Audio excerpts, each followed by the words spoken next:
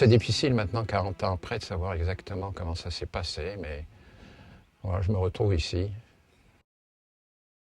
Mon père était artiste, sculpteur, c'était un ami de Picasso, ma mère faisait des tapisseries.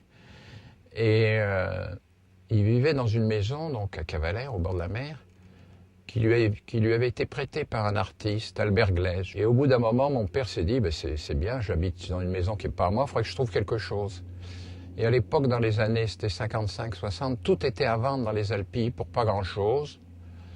Et donc je crois que c'est en 55, ma mère avait tissé Guernica de Picasso. Elle avait vendu la tapisserie à Nelson Rockefeller. Et donc l'argent de la tapisserie a permis d'acheter le domaine, voilà. Mon père se demandait ce qu'on pourrait faire de toutes ces terres, et c'est lui qui a pensé à un moment donné qu'on pouvait faire du vin à Trévalon. Et donc dans les années 73, j'ai arrêté des études d'architecture que je faisais à Paris. Et je suis venu m'installer à Trévalon pour pour planter des vignes et faire du vin. J'ai envoyé une lettre à mon père, je me souviens toute ma vie, quand il était en colère, il me voyait, donc il m'a répondu par retour du courrier, il m'a dit « Cher Éloi, je vous interdis de venir faire du vin à Trévalon, on n'abandonne pas quelque chose qu'on a commencé. » Et donc je suis quand même venu, les relations étaient un peu tendues au début, même très tendues, puis finalement ça s'est arrangé, il a vu que ce qu'on faisait était bien. Il n'y avait pas un pied de vigne, donc il y avait un ensemble de collines, de petits vallons couverts de pins, de chênes verts, de romarins et de thym.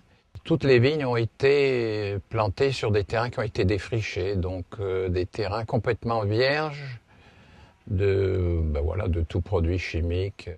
Premier vin, je me dis, c'est quand même meilleur que ce que font les autres, donc je vais le vendre 3 fois plus cher. Et puis au bout de 2 mois, j'avais pas vendu une bouteille de vin, donc je commence à m'inquiéter. Et là, à ce moment-là, j'ai une visite qui a changé ma vie. Quelqu'un me téléphone et me dit, voilà, monsieur Durbach, j'ai goûté votre vin à Baumanière, est-ce que je peux venir vous voir? Bon. Et ce monsieur arrive un dimanche matin, il était immatriculé 21. Et donc je lui dis, tiens, il me dit, oui, je m'occupe d'une propriété en Bourgogne. Enfin, on passe un moment, il déguste les vins, on fait le tour des vignes. Et à la fin, il me dit, écoutez, c'est très intéressant, j'ai un ami qui est importateur à Berkeley, en Californie, il s'appelle Kermit Lynch. Je reviens dans 15 jours avec lui. Et puis je le raccompagne à sa voiture et je lui dis, mais vous êtes où? Mais il m'a dit, je suis Aubert de Vilaine, gérant de domaine Normandie-Conti. Donc Aubert de Vilaine revient 15 jours après, il me présente Kermit Lynch. Et Kermit Lynch me dit, écoutez, le vin est très bon, voilà, mais bon, c'est quand même beaucoup plus cher qu'au voisin, donc je vais en acheter 10 caisses. Et puis si ça marche, j'en achète plus. Et puis rapidement, Kermit m'achetait 1000 caisses par an. Et Kermit le fait goûter à Parker, donc c'était dans les années 90. Et Parker dit, voilà, c'est une des plus grandes découvertes de ma vie, le domaine de Trévalon. Et c'est un peu ça qui a lancé Trévalon dans le monde entier, quoi. J'ai toujours pensé que le vin était une chose simple. Donc il n'y a pas vraiment de technique compliquée, c'est-à-dire que le raisin n'est pas égrappé à Trévalon. On n'utilise pas de levure, on vinifie les rouges sans soufre, on intervient très peu. Il y a très peu de contrôle de température, très peu de soutirage. Les vins vieillissent assez longtemps, on les clarifie au blanc d'œuf, on ne fait pas de filtration. Voilà, c'est d'une simplicité biblique. La culture de la vigne, c'est très naturel. Donc on laboure les vignes, c'est très traditionnel. On met du compost, on utilise des huiles essentielles, des extraits de plantes, un peu de soufre, de la silice. Enfin voilà, on fait le minimum. À la fin de son existence, mon père souffrait un peu, il avait un cancer et donc il était un peu, pas dépressif, mais dans une phase où il faisait plus grand-chose. Et j'ai eu envie de le motiver et un jour donc je lui ai porté des affiches qui étaient des affiches d'une étiquette de Trévalon.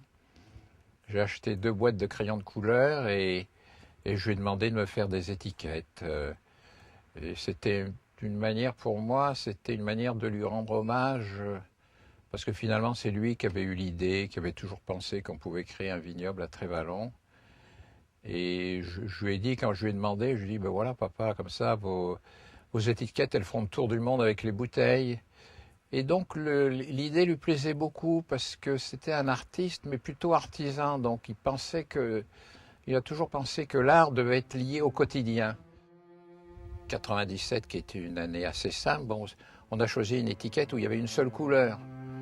2001, qui est un peu un millésime exubérant, riche.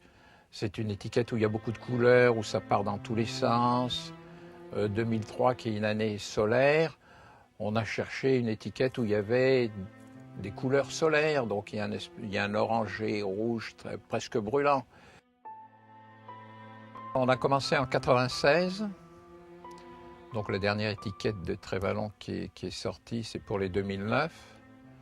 Donc voilà, il en reste une trentaine, dont une partie n'est pas exploitable, mais au moins une bonne quinzaine. Donc il y en a au moins pour 15 ans. Bon, je ne sais pas si je ferai encore du vin dans 15 ans, ce sera peut-être mes enfants, ils auront envie de faire autre chose. Enfin voilà, ben, il y en a encore pour quelques années.